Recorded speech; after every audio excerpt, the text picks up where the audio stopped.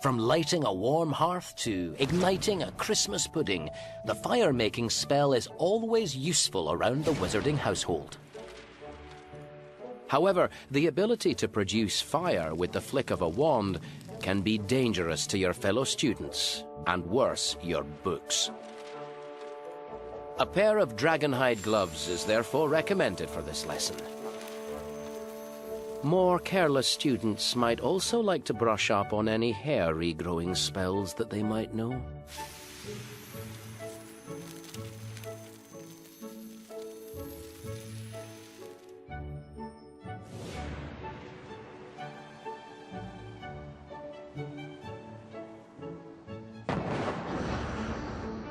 Ready to begin reading the story?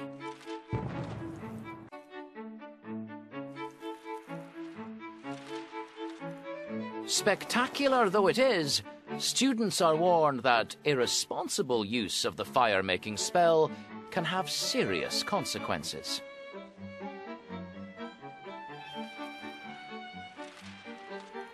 Take one ill-fated performance of Malacry's classic wizarding play, Alas, I Have Transfigured My Feet. History does not record the names of the actors, which is perhaps for the best, since by halfway through the first act, the audience had taken to throwing, "Looks like your spell book is testing you again." What do you think the audience threw at the actors? Point at one of the tabs, hold the T button and slide it out. No, that doesn't seem right. Oh yes, the audience had taken to throwing pumpkins.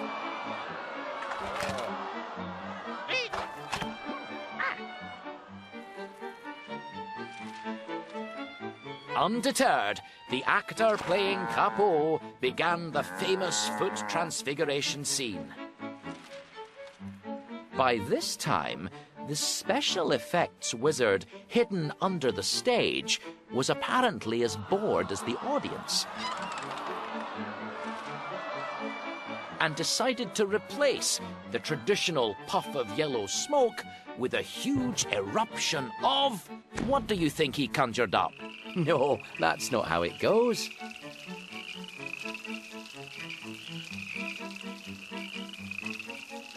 Oh yes, a huge eruption of fire from his wand.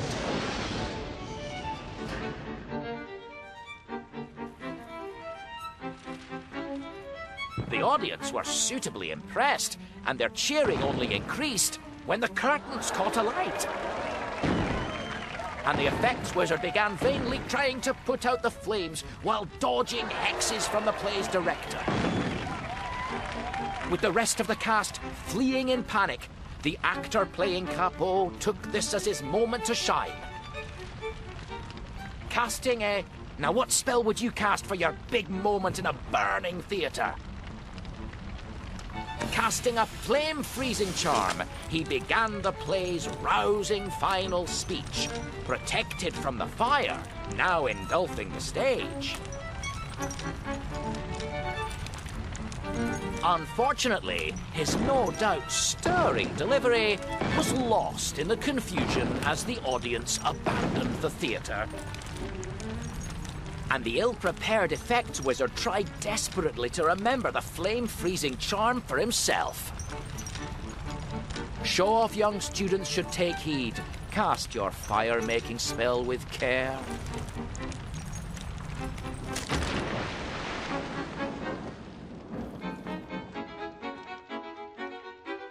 Well, now you've learned a little about its dangers. Aren't you eager to try the fire-making spell for yourself?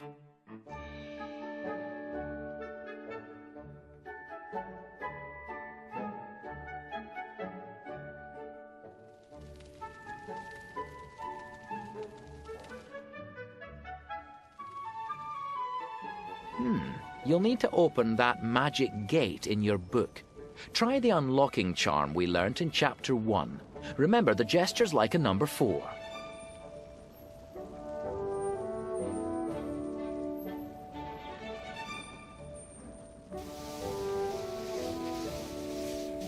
That's it. Now, just flick your wand sharply down towards the book to cast. That's got the gates open, but where is the incantation? Tilt up your book and have a look down that hole.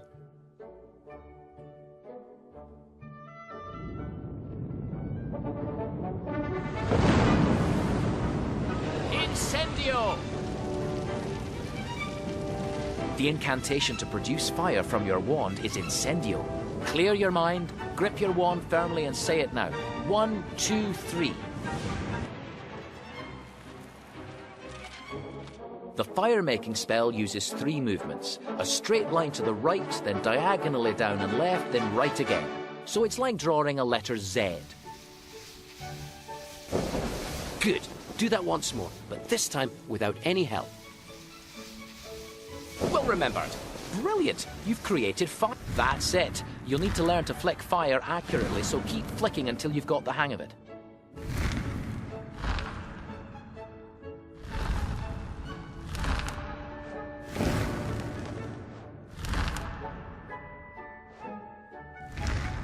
Excellent.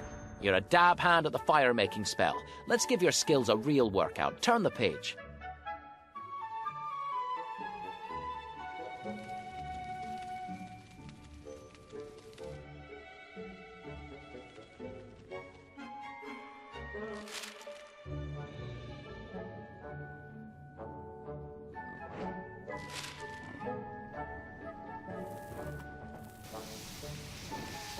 That's right.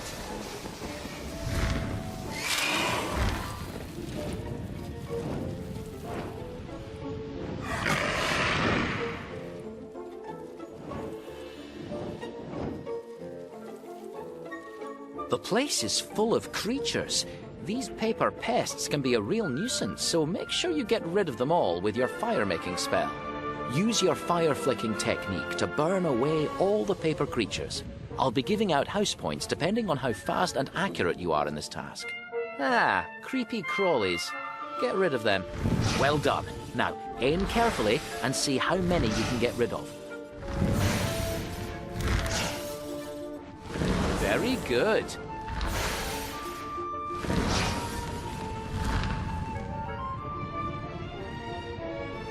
Ah, butterflies.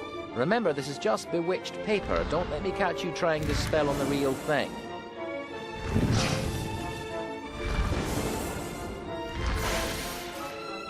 Please try not to hit classroom furniture. It's expensive to replace.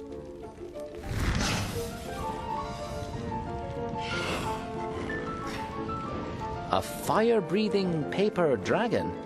Seems a bit impractical. Please respect the classroom furnishings. Try flicking your fire when the dragon's to your left.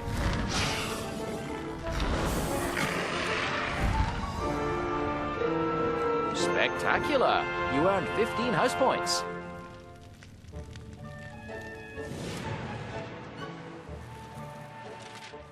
The bird conjuring charm conjures a small flock of birds from the end of the wand.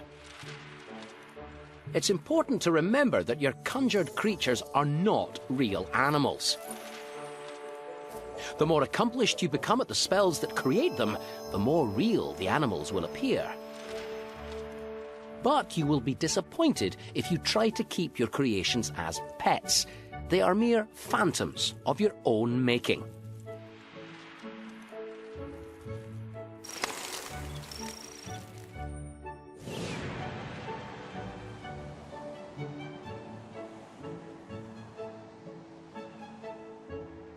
Let go of those words to start reading them. Of course, creating any living creature out of thin air is immensely difficult. This spellbook is concerned with practical instruction and not with theory. But your teacher will be able to explain the principle of artificianimate quasi-dominance, which will help you understand some of the many things that can go wrong when attempting to conjure animals from nothing. Severed heads, unidentifiable stumps, terrifying frog-rabbit mutations, all have been created, to the dismay of those who made them. and the horror of those who found them hidden under cushions. However, for reasons that are still not fully understood, research continues in the Department of Mysteries in the Ministry of Magic. Two categories of creature are much easier to create from nothing than any other: birds and snakes.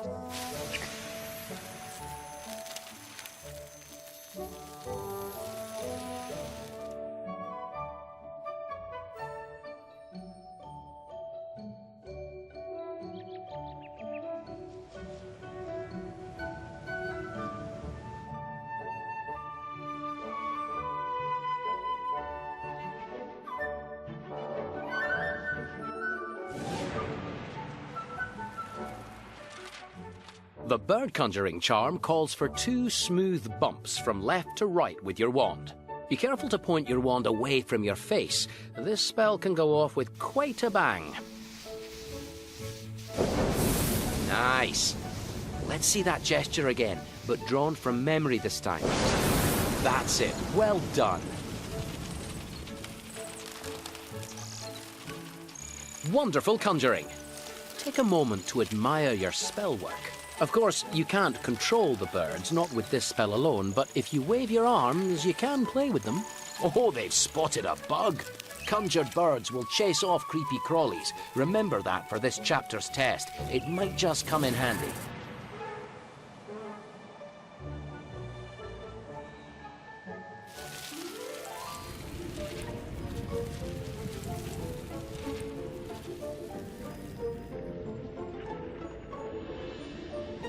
The Apugno Jinx. Since you seem to have discovered it, I suppose there's no harm telling you. This jinx causes your conjured birds to attack anything you flick your wand at. Come on, if you're going to try out this jinx, cast Avis to begin. I'm going to let you try the jinx this once, so try flicking your wand at that cat. There you are! Your feathered friends have become a flock of fearful furies. Oh, you've certainly turned the tables on this cat. That's it.